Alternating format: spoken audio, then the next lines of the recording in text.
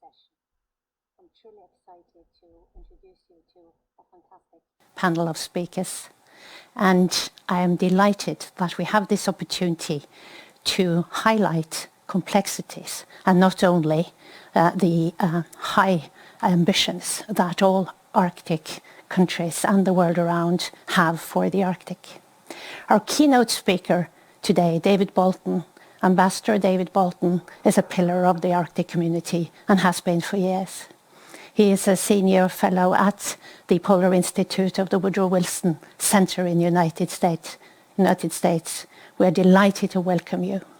David Bolton will speak to us about the paradoxes of coexistence. Hello, my name is David Bolton, and I wish to begin by thanking Arctic Frontiers for inviting me to take part in its annual conference once again. I'm only sorry we cannot be all together in person as we have been in the past.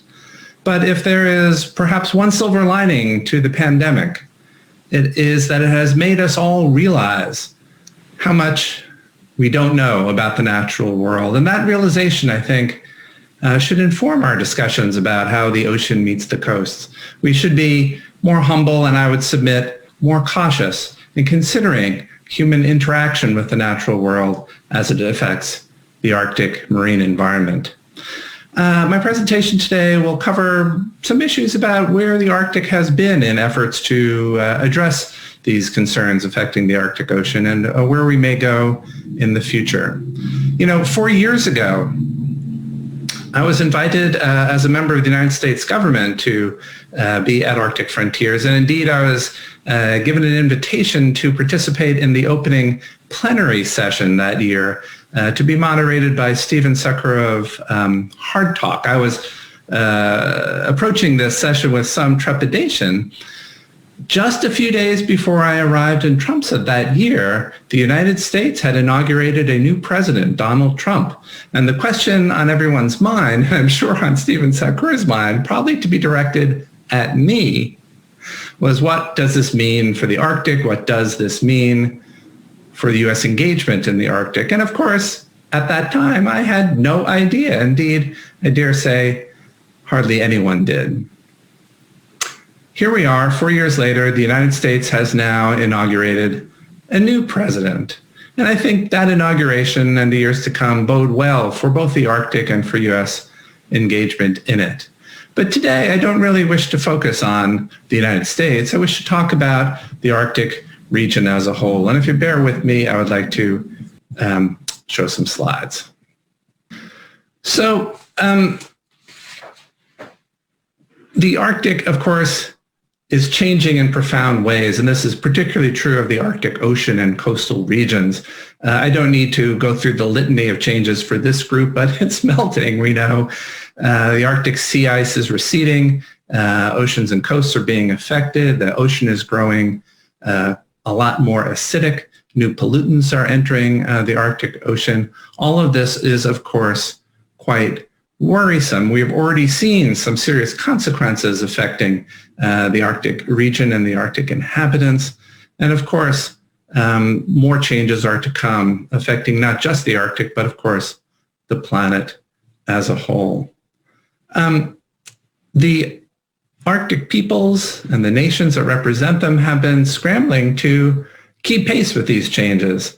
And one of the ways they have tried to do this is through the negotiation of various instruments, including 5 binding agreements just in the last decade. The first 3 of these were brought into being through the Arctic Council. In each case, the Arctic Council created task forces that served as venues for negotiation first of the 2011 Arctic Search and Rescue Agreement. 2 years later, the 2013 Arctic Marine Oil Pollution Agreement, and in 2017, the Arctic Science Cooperation Agreement. Each of these agreements relates in whole or in part, of course, to the Arctic Ocean.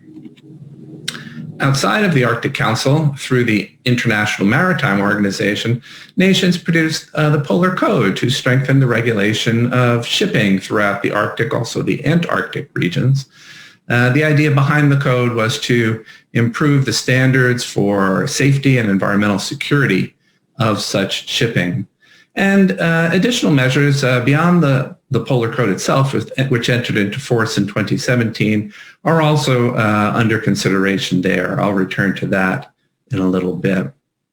And finally, 9 nations and the European Union, outside of the Arctic Council and outside of the International Maritime Organization, negotiated a different agreement, this one on fisheries, the idea being to prevent unregulated high seas fisheries in the central Arctic Ocean.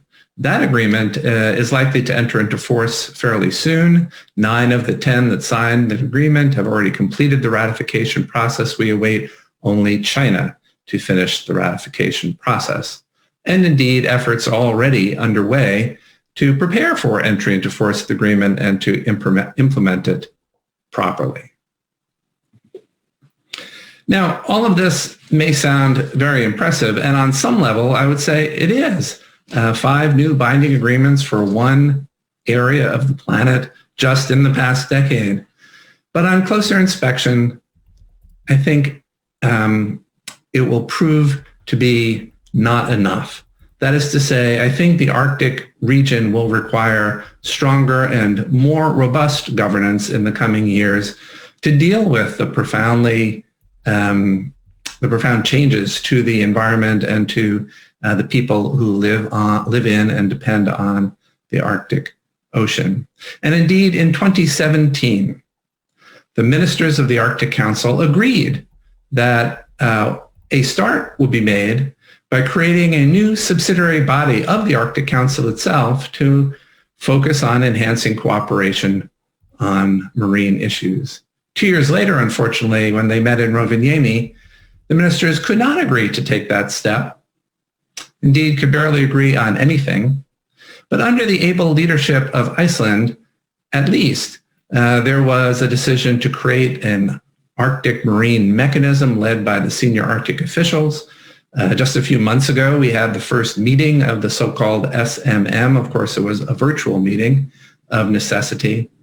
And that is encouraging, but my own view is that the Arctic Council marine mechanism in and of itself will not be sufficient to deal with the problems that are coming our way. Last year, I published a paper with a colleague of mine. Many of you may know him. His name is Andrzej Zagorski. We laid out a kind of vision for new governance or stronger governance of the Arctic Ocean. We said there were 2 functions that really need to be fulfilled that are not being yet adequately fulfilled. We need a stronger science function, an international science function, and we also need some way to translate science into management, some way that we don't now have. We offered some suggestions for the short to medium term. I'll mention once again here. Yes, we have this new marine mechanism of the Arctic Council, and yes, we must make best use of it, even if by itself it won't be sufficient. ICES, Pisces, and PAIN are working on an integrated ecosystem assessment for the Central Arctic Ocean, indeed produced a new iteration of their work in recent months, but it is continuing that work and it needs to wrap up. We need to bring this work to conclusion. We need as well to bring into force and implement the Arctic Fisheries Agreement. China, we're waiting for you. We need to add some additional measures to manage shipping in the Arctic Ocean, including a phase out of heavy fuel oil use and carriage. And we need to find some way to coordinate all of this effort more effectively. Over the long term, we believe we need a new marine science body for the Central Arctic Ocean to do things for that part of the Arctic Ocean comparable to what ICES does for the North Atlantic and Pisces for the North Pacific. And down the road, as the world becomes more amenable to the idea of managing activities in this new ocean that the Arctic has, we think we need a new management body. And perhaps with the advent of a new administration in the United States and willingness on the part of the other Arctic countries as well, such a new structure, new governance mechanisms can be brought into force in the foreseeable future. Thank you very much. I wish you all very best at this conference. Be happy to take questions at some point. Thank you again.